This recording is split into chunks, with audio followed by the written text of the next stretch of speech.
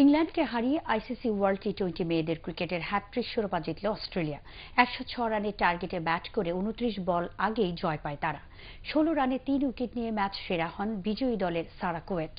আর tournament সেরা ইংল্যান্ডের Annie স্রবসোল। Tausia ইসলামের রিপোর্ট। টানা 3বার শিরোপা। টি-20 ক্রিকেটে নিজেদের শ্রেষ্ঠত্ব আরও একবার প্রমাণ করল অস্ট্রেলিয়ার মেয়েরা। অজিদের ছেলেরা সেমিফাইনালের আগেই টুর্নামেন্ট থেকে বিদায় নিলেও মেয়েদের এই কৃতিত্ব তাদেরকেও অনুপ্রাণিত করবে। এবারের ম্যাচটি যেন আগের ফাইনালেরই পুনরাবৃত্তি। এবারও অস্ট্রেলিয়ার লক্ষ্য শিরোপা ধরে রাখা, আর ইংলিশদের চাওয়া মুকুট পুনরুদ্ধার। লক্ষ্যের কথা মাথায় রেখেই এগোচ্ছিলেন ইংলিশরা। বাদ সাধলেন মিডিয়াম পেসার সারা কোয়েট। টুর্নামেন্টের সর্বোচ্চ স্কোরার চার্লট এডওয়ার্ডসকে সাজঘরে ফেরালেন। সেখান থেকেই পথ হারানো শুরু ইংলিশদের।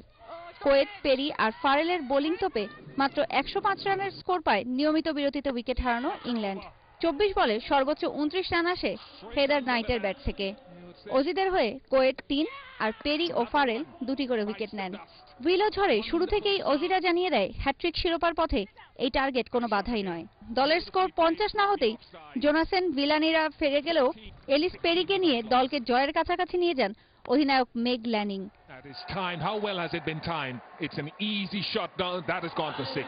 ল্যানিং ব্যর্থ হলেও দলকে জিতিয়ে তবেই থামেন পেরি। তৌসিয়া ইসলাম, এটিএন বাংলা, ঢাকা।